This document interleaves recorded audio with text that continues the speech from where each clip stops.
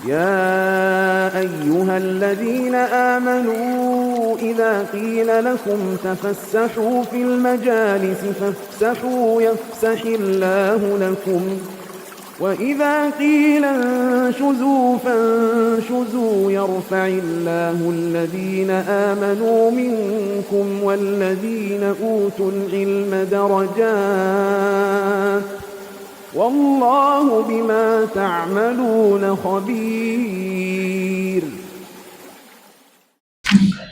بسم الله الرحمن الرحيم. السلام عليكم ورحمة الله وبركاته. الحمد لله الحمد لله على إحسانه والشكر له على توفيقه وامتنانه وأشهد أن لا إله إلا الله وحده لا شريك له تعظيما لشأنه وأشهد أن محمدا عبده ورسوله الداعي إلى رضوانه صلوات الله وسلامه عليه وعلى آله وأصحابه ومن تمسك بسنته واقتفى أثره إلى يوم الدين أما بعد. Ikhwatal Islam wa ikhwatal iman rahimani wa rahimakumullah. Bapak-bapak, ibu-ibu kaum muslimin yang semoga senantiasa dimuliakan oleh Allah Subhanahu wa taala. Alhamdulillah, segala puji hanya milik Allah.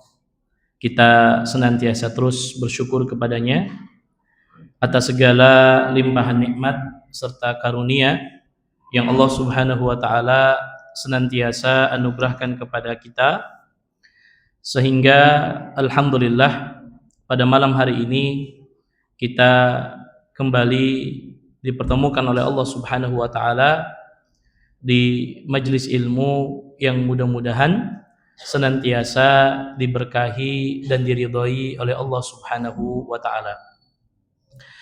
Salawat dan salam semoga senantiasa terlimpahkan kepada suri tauladan kita, Nabi kita yang mulia, baginda Nabi sallallahu alaihi wasallam, kepada keluarganya, para sahabatnya, serta orang-orang yang mudah-mudahan terus istiqomah dalam mengikuti sunnah dan ajaran beliau hingga akhir zaman.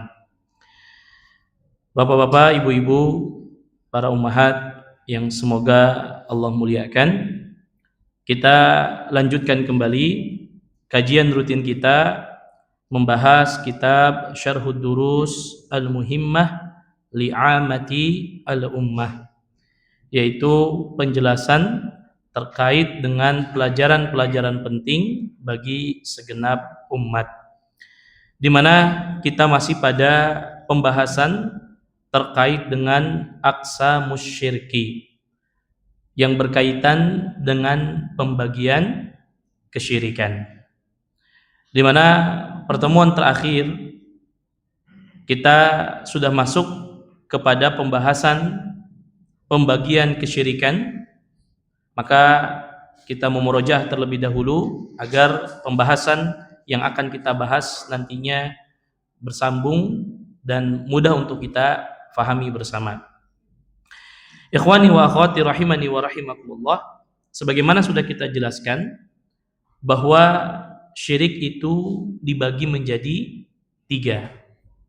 Ada syirkun akbar, syirkun asghar, dan syirkun khafi, yaitu syirik yang besar, syirik yang kecil, dan juga kesyirikan yang tersembunyi, di mana sudah kita jelaskan pada pembahasan-pembahasan sebelumnya terkait dengan definisi syirik besar.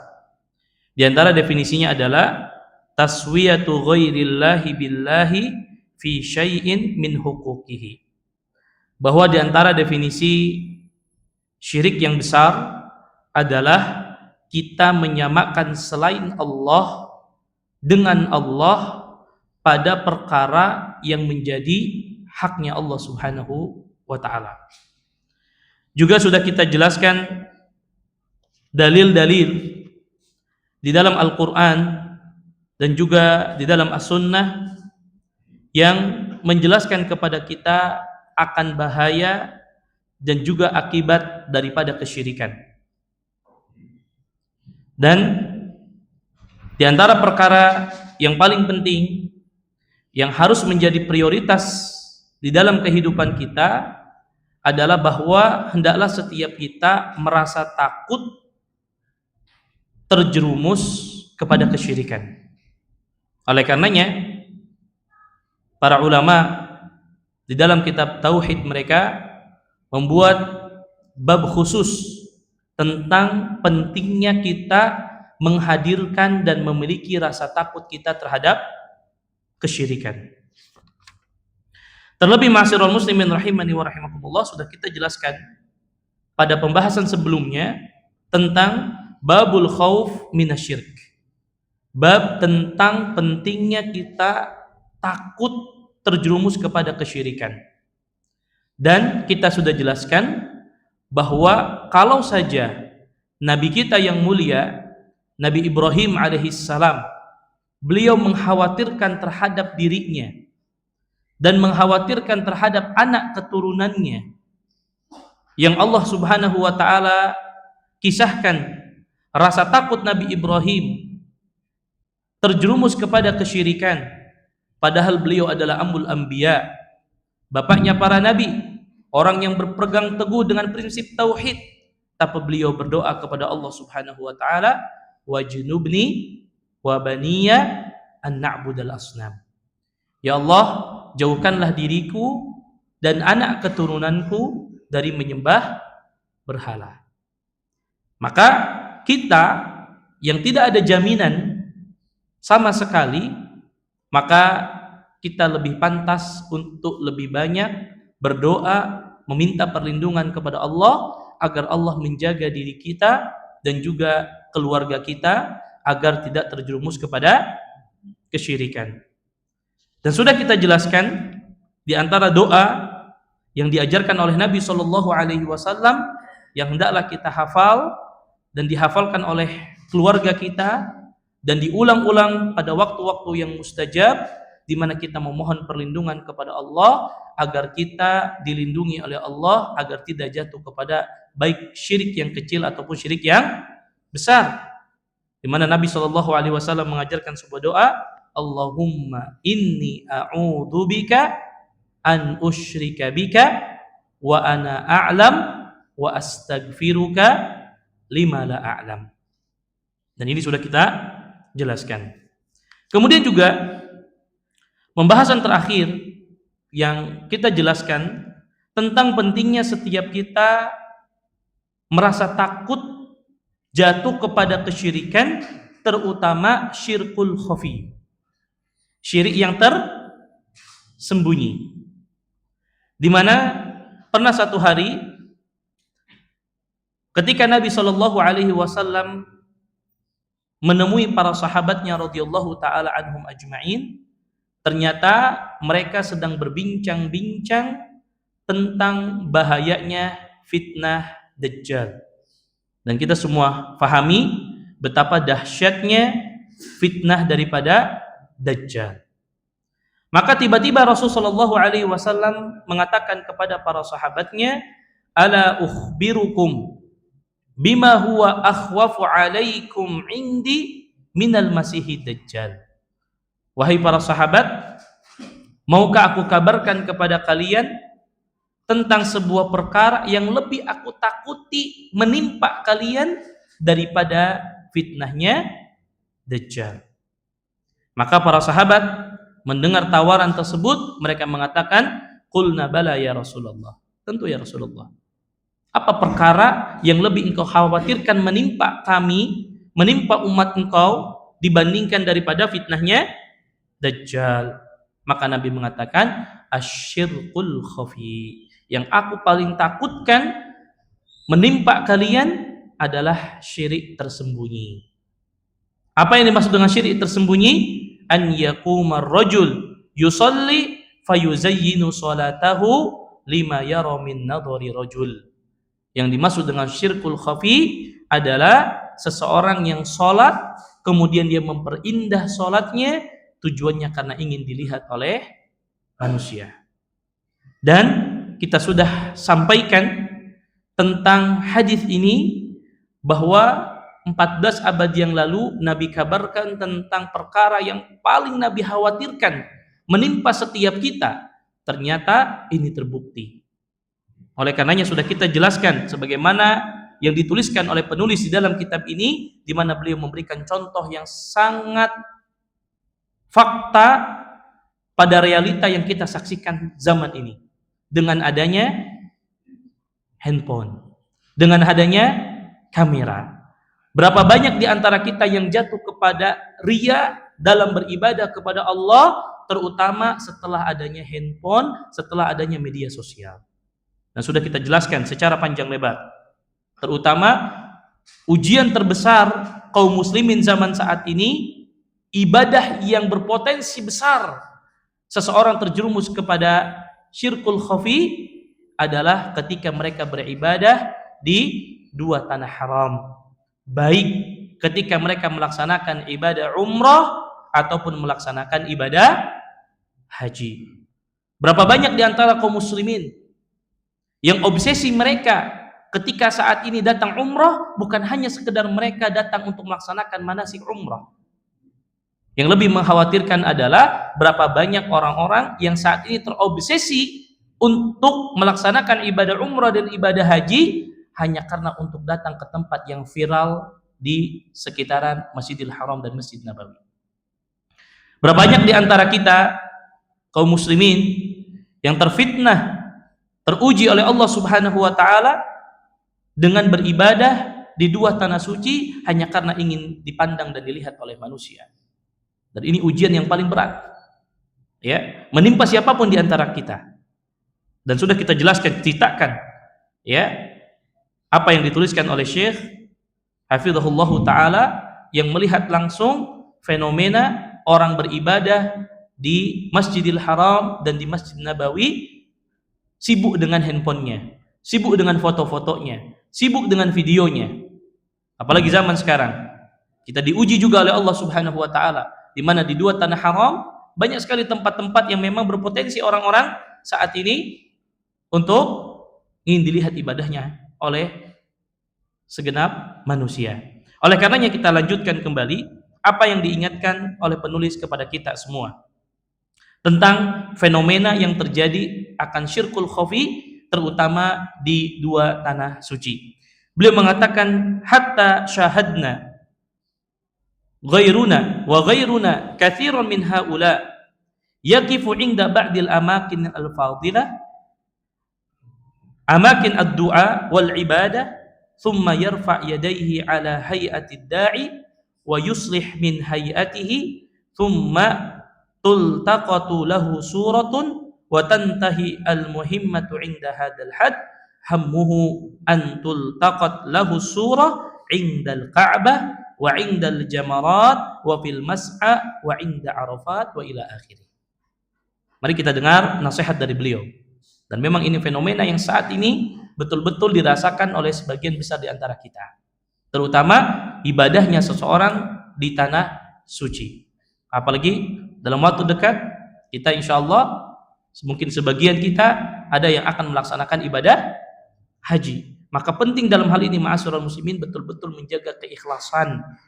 Betul-betul menjaga hati kita agar betul-betul ibadah yang kita selama ini tunggu-tunggu, mungkin ada yang sampai mengorbankan waktu yang cukup lama menunggu antrian untuk bisa berangkat haji, ada yang mungkin habis ratusan juta untuk bisa berangkat haji, namun betapa ruginya kita ketika uang sudah kita habiskan, tenaga sudah kita habiskan, perjuangan demi bisa berangkat ibadah haji kita lakukan, tapi tidak bernilai pahala di sisi Allah hanya karena kita melakukan perbuatan-perbuatan yang itu dikategorikan sebagai syirkul khafi. Maka mari kita dengar apa yang dijelaskan oleh penulis. Kata beliau, sampai-sampai kami menyaksikan dan juga orang-orang ya yang tinggal di dua tanah suci ini, banyak di antara mereka para jamaah umrah ataupun jamaah haji yang mereka sengaja mendatangi tempat-tempat yang penuh dengan keutamaan. Apakah mungkin datang ke Raudhah? Apakah mungkin datang ke Masjid Nabawi? Ya. Kemudian di musim haji mereka wukuf di Arafah, melempar di Jamarat, bermaram di Muzdalifah. Tapi yang kata beliau, betapa banyak di antara mereka yang datang bukan untuk ibadah di sana, hanya untuk ngambil foto, hanya untuk ngambil video. Ya, bahkan berapa banyak di antara kaum muslimin masuk ke Raudhah, ya, yang kata Nabi Shallallahu Alaihi Wasallam, ma baina masjidi wa mimbari raudhatun min riyadil jannah, yang harusnya mereka pakai beribadah di situ, mereka hanya berdiri sebentar, kemudian foto, kemudian selesai pergi keluar. Dan ini banyak yang seperti ini. Bahkan berapa banyak orang-orang yang harusnya wukuf di Arafah, betul-betul memanfaatkan waktu terbaik untuk berdoa kepada Allah Subhanahu wa taala. Yang inti daripada ibadah haji adalah wukuf di Arafah. Sebagian kaum muslimin disibukkan hanya datang ke Arafah, foto, video, setelah itu selesai berdoa kepada, enggak berdoa sama Allah Subhanahu wa taala. Dan ini fakta. Dan sebagaimana saya sampaikan pada pertemuan sebelumnya, berapa banyak di antara kita sebelum berangkat yang dia justru persiapkan adalah bukan persiapan manasik umroh atau hajinya, justru sibuk nanti kalau di sana saya mau pergi kemana, fotonya harus di mana, ya, spot foto mana yang bagus untuk saya upload di media sosial. Subhanallah. Dan memang ini ujian tersendiri. Maka 14 abad yang lalu Nabi sudah mengingatkan, dan ini yang paling dikhawatirkan, diwanti-wanti oleh Nabi Shallallahu Alaihi Wasallam, ini akan menimpa kita semua. Dan sekali lagi ini nasihat untuk diri saya pribadi yang pertama dan kita semua. Karena memang setiap kita punya potensi besar terfitnah dengan berbuat syirkul khafi ketika kita beribadah, terutama beribadah di tanah haram. Terutama hidup di satu zaman di mana kita memang terbawa dengan adanya media sosial. Segala sesuatu kita upload di media sosial. Apapun aktivitas kita, sampai aktivitas ibadah kita upload di media sosial. Maka kita diingatkan oleh beliau, ya, dan ini berpotensi besar akan merusak ibadah kita di sisi Allah Subhanahu wa taala. Bahkan kata beliau, fal amru in fataha fi zamanina hada bi syaklin khatir jiddan lamma wujidat hadhihi al ajhizah wa kana fi zamanil awwal alladhi yura'i yahtaju ila an yasifa amalahu wasfan bilisanihi yajlisu 'inda an-nas wa yaqul ana dhahabtu ila Makkah wa kuntu fi Arafati abki wa kuntu khashian wa kuntu aqifu 'indal jamarat wa arfa'u yadi wa ad'u wa ghairi dzalik. Kata beliau, zaman sekarang ujian kita lebih berat. Kenapa dikatakan lebih berat? Dengan adanya handphone ini, dengan adanya media sosial ini, dengan adanya kamera ini. Zaman dulu, kata beliau, orang ketika ingin riya, pulang dari umroh, pulang dari haji, itu mereka butuh apa? Butuh cerita. Ya kan? Pulang umroh dia cerita, Masya Allah, anak kemarin tuh, ya, pas wukuf di Arafah nangis sejadi-jadinya, dari ba'da duhur sampai menjelang maghrib dia ceritakan semua ibadahnya dia. Itu zaman dulu. Mungkin ada orang mengatakan, dulu anak pergi ke Mekah, Masya Allah, ya, diceritakan semua ibadah-ibadah yang dia lakukan di Mekah. Atau mungkin orang mengatakan, Masya Allah, anak bisa lempar jamrah, ya, ketika lempar jamarat, ya, yang lain lemparnya cuma 7 kali, anak 21 kali misalnya. Ya. Pokoknya dia ceritakan segala sesuatu yang bikin orang takjub dengan ibadah yang dia lakukan. Itu zaman dulu. Ya, itu zaman dulu. Ketika orang ingin riya, perlu apa? Cerita dulu. Lisannya perlu apa? Perlu ngomong. Segala hal diceritakan tentang keadaan dia di Mekah. Oh, dulu Masya Allah. Ya, anak di sana depan Ka'bah itu nangis. Ya. Dari tawaf yang pertama sampai tawaf yang ke-7 nangis berhenti-berhenti. Semua diceritakan. Itu zaman dulu. Kadang orang capek, harus gunakan lisannya untuk menceritakan supaya dipuji oleh manusia ketika dia beribadah. Tetapi kata beliau, ammal an, zaman sekarang, mura'atu shamitah biduni an yatakallam yu'tihi suwar thabitah wal mutaharrikah wa yaqul undur ma yahtaju an yatakallam wa yashrah. Hatta inna ahadal afadil akhbarani annahu ra'a syakhsan kana ma'a zamilihi fil masjid fa'a'tahu zamilahu alat taswir wa jalasa ala hayatil musalli fit tasyahhud wal taqata lahu suratan thumma qama wa masya. Fa hadhihi surah madza uridu biha, kata beliau. Zaman sekarang kita enggak usah ngomong lagi, Pak. Habis pulang umroh, habis pulang haji, tinggal tunjukin foto kita. Nah, lihat tuh. Anak udah dokumentasikan. Mulai dari berangkat, naik pesawat, sampai pulang lagi ada semua di sini. Ya. Bahkan ada sebagian orang sengaja, ya, dia nggak tawaf, hanya sekedar apa? Berdiri di depan Ka'bah, ambil foto, kemudian selesai. Yang penting Tuhan udah pernah datang kemana? Ke Makkah. Zaman dulu orang mau buat riya harus apa? Harus dibicarakan, harus diobrolkan. Zaman sekarang kadang nggak perlu diobrolkan, kata beliau. Cukup tunjukkan gambar, cukup tunjukkan videonya bahwa anak sedang beribadah di Mekah, bahwa anak kemarin tawaf di Ka'bah, bahwa kemarin anak sa'i, bahwa anak kemarin tahallul. Semua diceritakan hanya dengan apa? Melihat apa? Diperlihatkan video atau fotonya. Sekali lagi ini yang menceritakan siapa? Syekh Abdul Razak yang menulis kitab ini. Maka kata beliau, ya, bahkan pernah beliau mendapatkan cerita dari salah satu kawannya. Ada seseorang yang datang bersama kawannya ke Masjid Nabawi. Masya Allah. Dan ini banyak, Pak. Faktanya memang banyak. Dan kami selama tinggal di sana betul-betul melihat banyak fakta ini. Bahkan beliau menceritakan, ada kawan yang menceritakan ada seseorang datang ke Masjid Nabawi. Ya.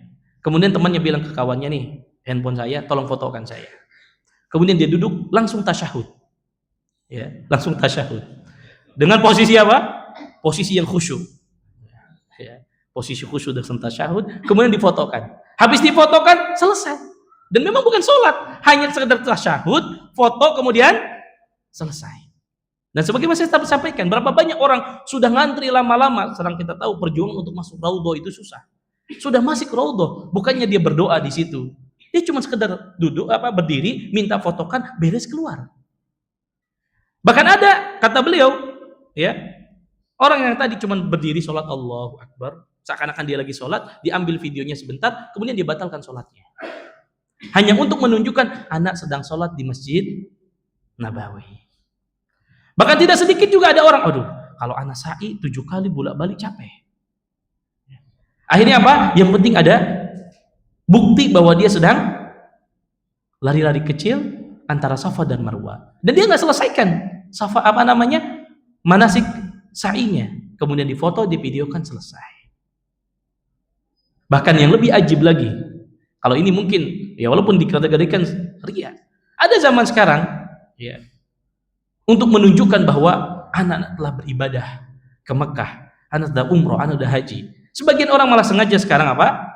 Nggak datang ke Mekah, tapi edit video, edit foto lewat ChatGPT, lewat Gemini AI, kemudian dibuat promnya, saya sedang berdiri di depan Ka'bah sambil mengangkat kedua tangannya, kemudian dia jadikan, kemudian latar belakangnya Ka'bah, kemudian dia upload.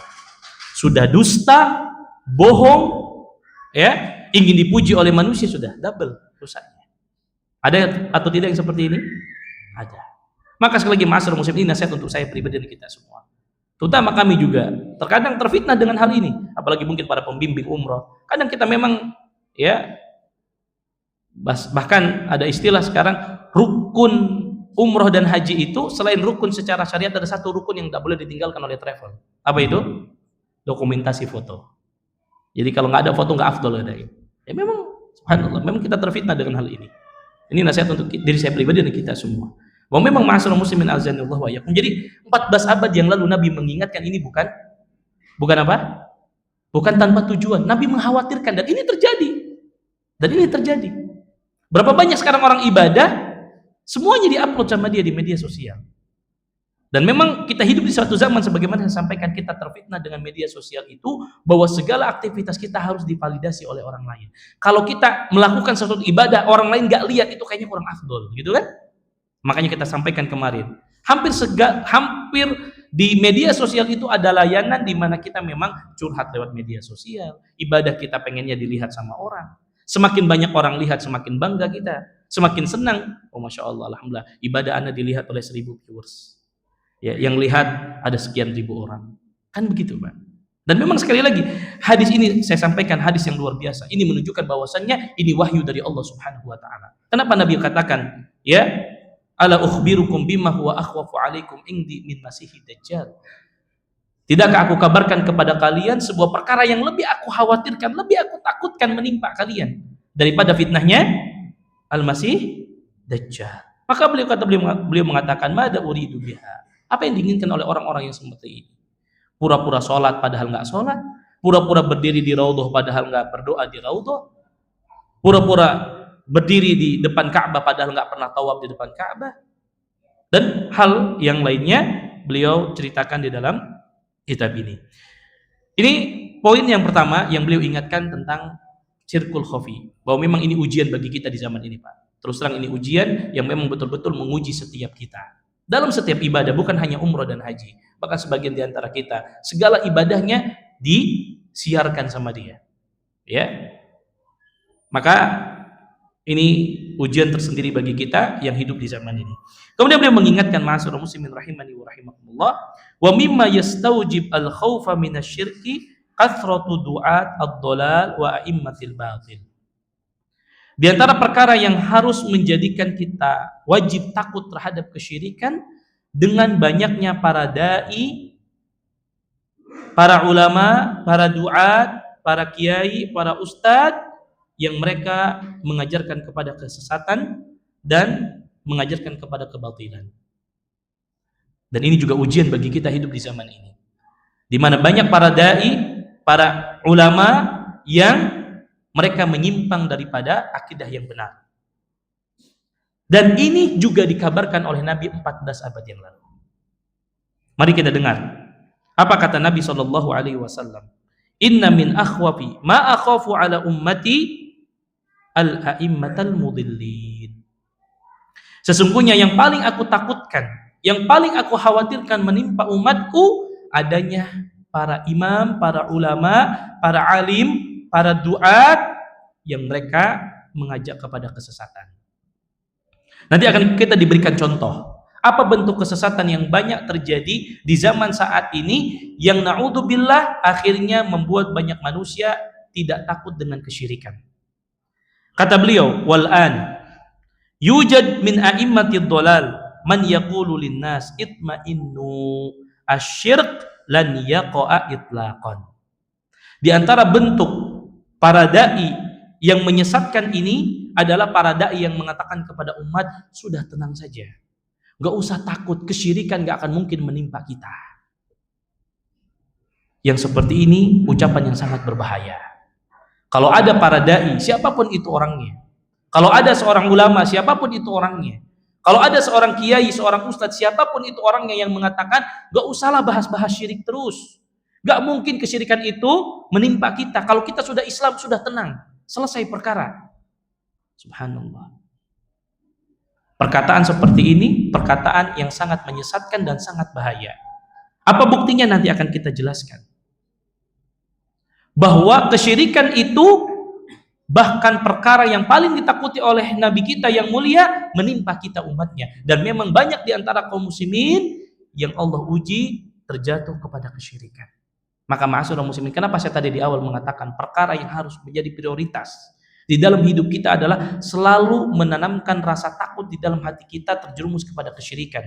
Baik syirik yang besar, dan ini yang paling harus kita jauhi, ataupun itu syirik yang kecil, ataupun syirkul khafi tadi. Maka dakwah tauhid yang mengajak manusia untuk selalu takut kepada kesyirikan ini harus digaungkan dan harus selalu didakwahkan. Bahkan ini adalah risalahnya seluruh para nabi dan rasul dari zaman Nabi Nuh alaihi salam, Rasul pertama yang Allah utus, semua dakwahnya adalah dakwah tauhid, mengingatkan manusia untuk khawatir agar tidak jatuh kepada kesyirikan. Maka kalau ada para dai, para ustadz, para ulama yang mengatakan sudah nggak usah bahas-bahas syirik lagi, kita kan sudah masuk Islam, sudah, yang penting ibadah saja sama Allah, nggak usah takut kesyirikan, syirik itu nggak akan mungkin menimpa kita. Subhanallah. Dai-dai yang seperti ini, dai-dai yang tidak perlu diikuti, sebagaimana dijelaskan oleh Syekh Abdul Razak Ibn Abdul Muhsin Al-Abbad hafizahullahu taala. Beliau mengatakan, sebagian para dai mengatakan itma'innu syirkan lan yaqa itlaqan. Sudah tenang saja, syirik itu tidak mungkin mengenai kita. Enggak mungkin umatnya Nabi Muhammad terjatuh kepada kesyirikan.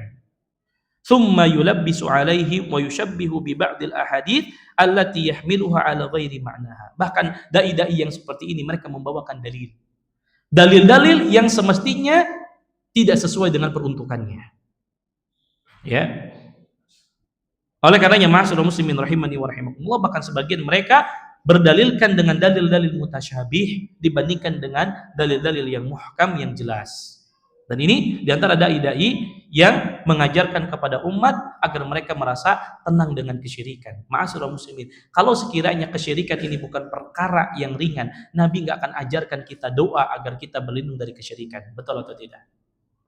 Kalau sekiranya kesyirikan itu bukan perkara yang ringan, Allah tidak akan utus para nabi dan rasul ke muka bumi ini untuk mendakwakan dakwah tauhid. Padahal seluruh nabi dan rasul Allah utus ke muka bumi ini untuk mengajak manusia hanya mentauhidkan Allah dan menjauhi kesyirikan. Dan memang itulah inti dakwah seluruh para nabi dan rasul. Lalu dengan mudahnya ada seorang mengatakan, nggak perlulah bahas-bahas syirik, nggak perlu bahas-bahas tauhid. Yang penting kita sudah mengucapkan 2 kalimat syahadat sudah tenang. Subhanallah. Bapak-bapak sekalian, lalu bagaimana mungkin kalau sekiranya syirik ini bukan perkara yang besar, kenapa Allah ajarkan doanya Nabi Ibrahim di dalam Al-Quran, wajnubni wa baniya an na'budal asnam? Bukankah ini perkara yang besar? Oleh karenanya, ma'asyiral muslimin azanillahu wa iyyakum, jangan sampai ada di antara kita merasa bahwa kesyirikan itu perkara yang ringan. Saya selalu menyatakan, tidak ada jaminan bagi kita bahwa kita wafat di atas tauhid. Tidak ada jaminan, Pak. Oleh karenanya Allah mengajarkan doa di dalam Al-Quran, tawaffani musliman wa alhiqni bis sholihin. Itu yang harus kita khawatirkan. Oleh karenanya, ikhwatul Islam wa ikhwatul iman rahimani wa rahimakumullah, bukankah Nabi yang juga 14 abad yang lalu mengingatkan kita, ya, dengan sebuah hadis yang hendaklah setiap kita khawatir bahwasanya kesyirikan menimpa kita. Kata Nabi sallallahu alaihi wasallam, la taqumus sa'ah hatta yalhaq qabailun min ummati bil musyrikin wa hatta ta'buda qabailu min ummatil awthan. Kata Nabi sallallahu alaihi wasallam, tidak akan terjadi hari kiamat hingga beberapa kabilah dari umatku bergabung dengan orang-orang musyrik. Ini berarti pertanda bahwasanya di antara tanda dekatnya hari kiamat, mulai banyak orang-orang Islam yang mengikuti orang-orang musyrikin. Bahkan kata Nabi, wa hatta ta'buda qabailu min ummatil awthan, dan tidak akan terjadi hari kiamat hingga beberapa kabilah dari umatku kembali mereka menyembah berhala. Berarti ada kemungkinan atau tidak umatnya Nabi terjerumus kepada kesyirikan? Ada. Karena Nabi yang mengingatkan. Kalau ada orang mengatakan, udah sekarang nggak ada lagi yang namanya berhala. Kan berhala udah dihancurkan sama Nabi.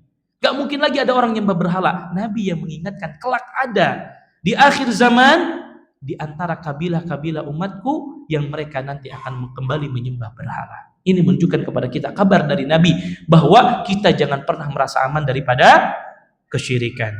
Namun kata beliau, tidak sedikit juga di antara para dai yang justru mereka menggunakan dalil-dalil yang sahih tapi menyelewengkan makna daripada hadis tersebut. Di antaranya contohnya misalkan ada hadis Nabi sallallahu alaihi wasallam, kata Nabi sallallahu alaihi wasallam, "Inna syaitana qad ya'isa an ya'budahul musalluna fi jaziratil Arab." Kata Nabi sallallahu alaihi wasallam, sesungguhnya syaitan itu pernah putus asa. Ya, an ya'budahul musalluna fi jaziratil Arab. Dia pernah putus asa bahwasanya dia tidak disembah lagi oleh orang-orang yang sholat di jazirah Arab. Akhirnya ada seorang dai yang mengatakan ini dalil yang menunjukkan gak mungkin lagi akan terjadi kesyirikan di jazirah Arab. Padahal ini keliru. Jadi kalau ada orang mengatakan tenang, pokoknya sekarang di Saudi, di negara-negara ya yang mereka banyak mentauhidkan Allah, gak akan lagi terjadi kesyirikan. Kita harus aman, tidak ada lagi kesyirikan. Ini keliru.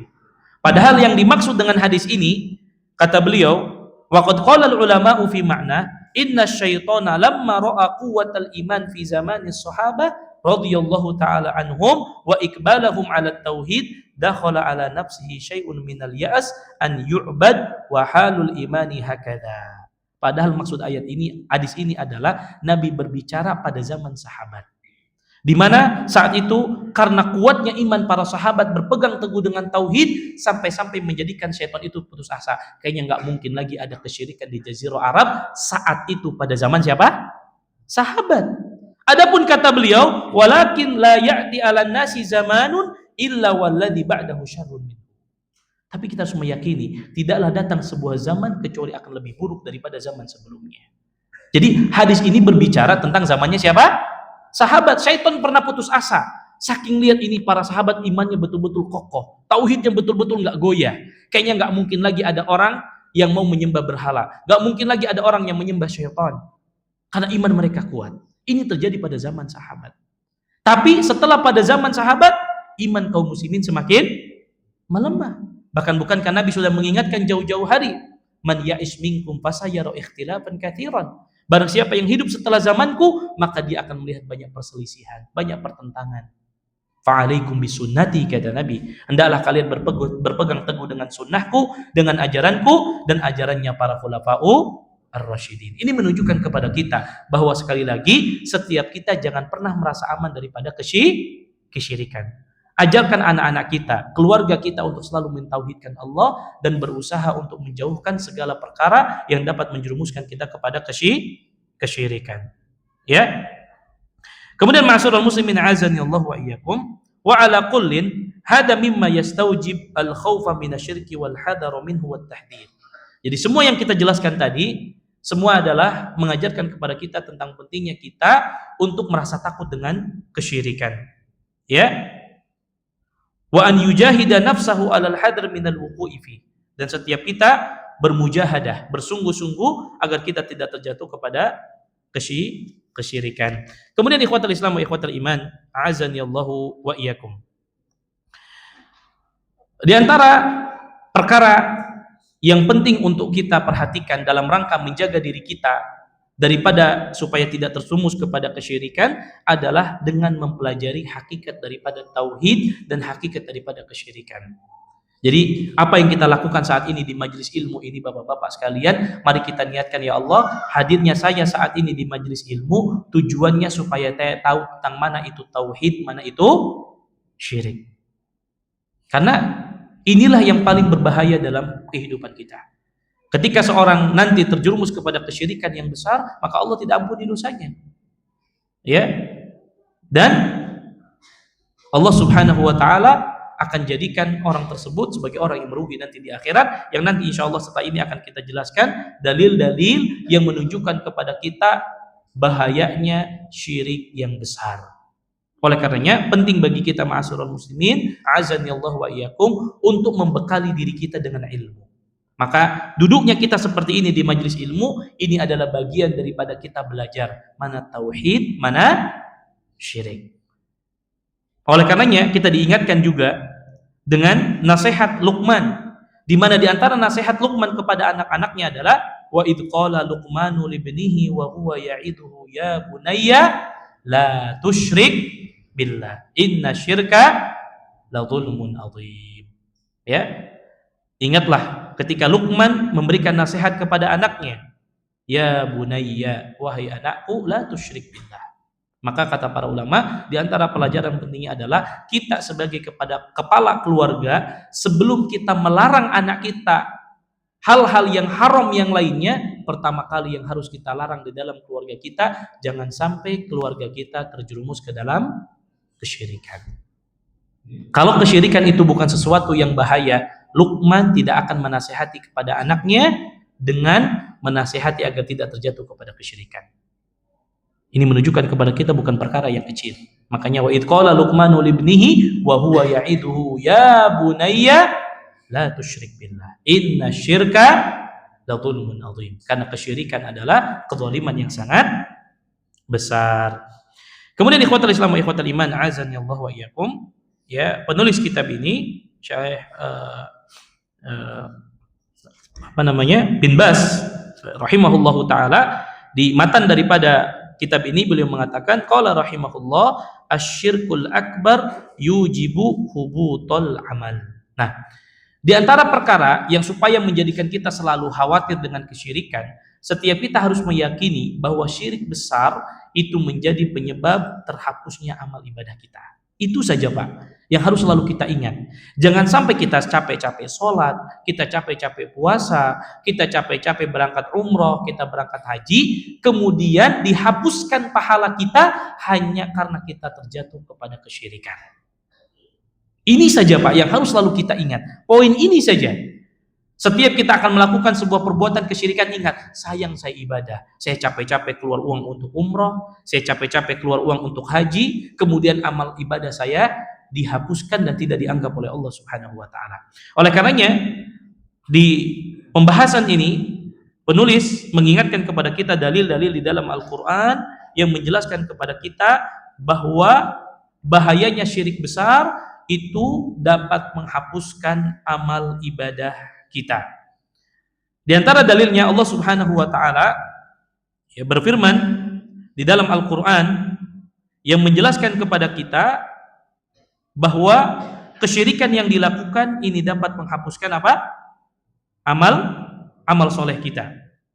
Allah Subhanahu wa taala berfirman dalam Al-Qur'an surah Az-Zumar ayat 65, "Wa laqad uhiya ilaika wa ilal ladina min qablika la in asyrakta la yahbatanna amaluka wa la takunanna minal khasirin."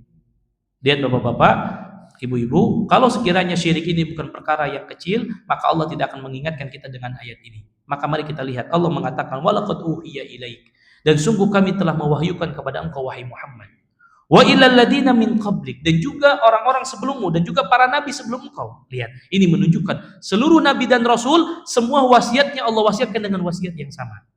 Apa kata Allah? La in asyrakta la yahbatanna amaluk. Kalau engkau melakukan kesyirikan, maka Allah akan menghapuskan seluruh amalmu. Bukan satu dua, seluruh amal kita. Wa la takunanna minal khasirin, dan sungguh benar-benar kata Allah, orang yang seperti ini akan menjadi orang yang paling merugi nanti di akhirat. Bayangkan Pak, salat yang kita lakukan, puasa yang kita lakukan, zakat yang kita keluarkan, ibadah umroh yang kita lakukan, ibadah haji yang kita lakukan, dihapuskan pahalanya oleh Allah total semuanya jika kita melakukan kesyirikan. Jadi seluruh para nabi dan rasul yang Allah utus sebelum Nabi Muhammad dan juga Nabi Muhammad, semuanya Allah perintahkan mengingatkan kepada umatnya, la in asyrakta, kalau engkau berbuat kesyirikan, la yahbatanna amaluka, maka Allah betul-betul akan hapuskan seluruh amalmu. Lalu apa yang membuat kita menjadi beruntung nanti di akhirat? Kalau ketika kita sudah beribadah capek-capek di dunia dan kita tidak lihat hasilnya nanti di akhirat. Maka ingat ayat ini ma'asyiral muslimin, ketika kita ingin melakukan apapun itu kesyirikannya, baik syirik yang kecil, yang besar, atau syirkul khafi, ingat ayat ini. Bahwa apa yang kita lakukan di dunia ini dari amal ibadah, kelak tidak akan bernilai kalau amal kita dicampuri dengan kesyirikan. Ya, dicampuri dengan kesyirikan. Fasyirku muhbitun lil a'mali kulliha. Kesyirikan itu dapat menghapuskan seluruh amal. Wa hada amrun auhallahu bihi ila nabiyhi alaihi salatu wassalam wa auha bihi ila jami'i nabiyyin min qabli. Maka nasihat ini, risalah ini adalah risalah yang Allah Subhanahu wa taala wahyukan kepada Nabi Muhammad dan kepada nabi-nabi dan rasul sebelumnya.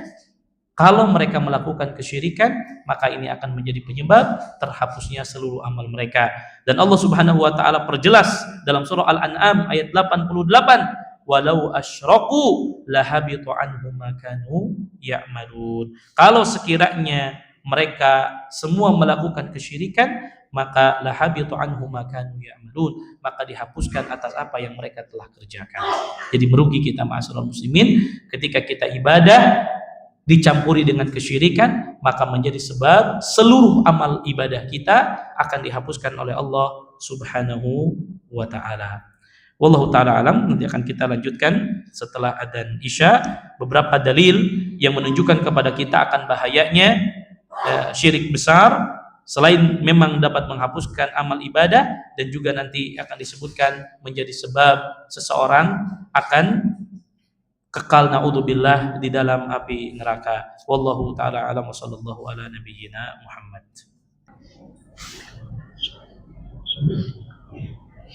Bismillahirrahmanirrahim. Alhamdulillahi rabbil alamin wa bihi nasta'in ala umuri dunya waddin. Wassalatu wassalamu ala rasulina al-amin wa ala alihi wa ashabihi wa man tabi'ahum bi ihsanin ila yaumiddin, amma ba'd. Ma'asyiral muslimin a'azani Allah wa iyyakum. Kemudian penulis secara singkat saya ringkas apa yang beliau ingatkan kepada kita tentang bahayanya mencampur adukan antara keimanan dengan perbuatan kesyirikan, bahwa kesyirikan yang kita lakukan dapat menghapuskan seluruh amal ketaatan yang kita lakukan. Beliau memberikan satu permisalan. Kalau sekiranya setiap kita paham ada sebuah makanan, yang makanan ini awalnya bagus, baik, berkualitas, tapi kalau dicampur dengan sesuatu yang rusak, maka dapat merusak makanan tersebut, maka tentu kita sebagai seorang yang memiliki akal akan berusaha untuk tidak mencampur makanan yang bagus tadi dengan bahan sesuatu yang dapat merusak makanan tersebut. Kita ambil contoh sederhana, misalkan kalau ada orang punya satu keranjang tomat yang bagus, yang berkualitas, ya, kira-kira dia akan jaga atau tidak tomat tersebut? Akan jaga. Gimana cara jaganya? Jangan sampai dia masukkan, dia campurkan tomat yang busuk dengan tomat yang bagus. Maka satu tomat yang busuk tadi akan membuat apa? Busuk tomat yang lain yang lagi nggak akan bisa dimanfaatkan sama sekali. Maka rugi kita beli satu keranjang mungkin harganya ya 500.000 misalkan, yang awalnya bagus dicampur dengan satu tomat yang busuk, maka membuat busuk seluruh tomat. Itulah permisalannya, ma'asyiral muslimin. Jangan sampai kita capek ibadah sama Allah, kemudian hanya karena satu amal kesyirikan yang kita lakukan, habis semua amal yang kita lakukan. Kalau sudah habis, rugi kita, ma'asyiral muslimin. Ya, rugi. Maka disinilah pentingnya kita belajar tauhid, agar kita saling mengingatkan. Jangan sampai kita jatuh ke dalam amalan-amalan kesyirikan. Terutama kita hidup di satu zaman, terkadang kesyirikan itu betul-betul dianggap bukan kesyirikan. Berapa banyak di antara kita yang datang ke tempat-tempat yang di situ tidak bisa memberikan manfaat dan juga tidak bisa memberikan mudarat, tapi mereka minta-minta di sana. Berapa banyak di antara mereka yang minta-minta kepada orang yang soleh yang sudah meninggal, padahal mereka tidak bisa memberikan manfaat ataupun mudarat. Dan itu dianggap justru ibadah, bahkan didatangi. Maka ini penting untuk kita selalu mengingatkan. Sayang, ma'asyiral muslimin, kita sudah capek-capek ibadah kita nggak diterima sama Allah Subhanahu wa taala. Karena Allah Subhanahu wa taala mengatakan, "Wa may yakfur bil iman faqad habita 'amaluhu wa huwa fil akhirati minal khasirin." Barang siapa yang melakukan kekufuran dengan keimanan, dicampur adukan antara iman dengan kekufuran, faqad habita 'amaluhu, maka sungguh telah terhapus amalnya. Wa huwa fil akhirati minal khasirin, dan nanti di akhirat termasuk orang yang merugi. Allah mengingatkan rugi, Pak. Rugi ibadah kita. Ya. Maka nanti akan disebutkan contoh-contoh kesyirikan yang banyak terjadi pada zaman umat ini, di mana banyak orang berminta, beristighotsah, beristi'anah kepada selain Allah yang mereka tidak bisa memberikan manfaat dan mudarat. Datang ke kuburan orang-orang yang soleh, meminta kepada penghuni kuburnya. Padahal sebagaimana sudah kita ulang-ulang, ya, bahwa Islam tidak anti yang namanya ziarah. Kita diperintahkan untuk berziarah. Ya, bukankah Nabi mengatakan kuntu nahaitukum an ziyaratil kuburi fazuruha? Dulu aku melarang kepada kalian untuk berziarah kubur. Di awal-awal ziarah kubur terlarang karena iman kaum muslimin masih lemah. Ya. Kemudian Nabi mengatakan fazuruha. Sekarang kalian silakan berziarah kubur. Tapi ziarah kubur ada adabnya. Kita ziarah kubur satu untuk mengingat kematian, bahwa kita akan seperti mereka. Makanya Nabi SAW sebagaimana disebutkan dalam sebuah hadis yang sahih, setelah Nabi SAW menguburkan seorang jenazah, Nabi berdiri di samping kuburan tersebut. Nabi mengatakan, memberikan nasihat kepada para sahabat, limisli hada fa'iddu, kata Nabi. Sambil Nabi menangis, kemudian sampai jenggotnya basah dengan tangisan air beliau, dengan tangisan air matanya, beliau mengatakan, limisli hada fa'iddu.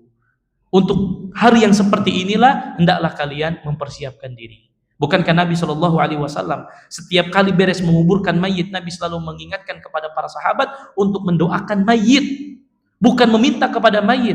Karena kata Nabi SAW, mintakanlah ampun dan ketetapan hati untuk saudara kalian. Fa innahul ana yus'al. Karena sebentar lagi saudara kalian ini akan ditanya dengan oleh dua malaikat. Sebagaimana kita ketahui, ketika seorang hamba meninggal dunia, ya, diambil ruhnya oleh Allah, dimasukkan ke alam kubur. Ketika ditinggalkan oleh orang-orang yang menguburkannya, maka dikembalikan ruhnya oleh Allah Subhanahu wa taala. Dia hidup kembali di alam kubur, dan hanya ada kemungkinan imam mendapatkan nikmat kubur atau mendapatkan adab kubur. Maka Nabi mengingatkan kepada kita bahwa di antara kesyirikan yang banyak sekali terjadi pada zaman saat ini, di mana orang meminta-minta kepada ahli kubur yang mereka tidak bisa memberikan manfaat dan juga tidak bisa memberikan mudarat. Ya.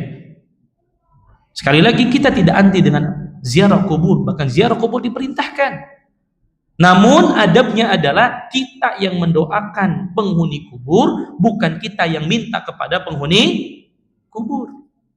Ya. Dan ini harus kita sampaikan, walaupun tentu dakwah yang seperti ini banyak ya ditentang, ya, orang yang mengajarkan umat agar menjauhi perbuatan-perbuatan kesyirikan ini selalu ditentang dakwahnya. Namun inilah dakwah para nabi dan rasul, dan memang seluruh dakwah nabi dan rasul ketika mereka berdakwah mereka ditentang. Ya, bukankah kita ketahui penyebab kesyirikan terjadi pertama kali di muka bumi ini karena terlalu gulu berlebihan dalam apa?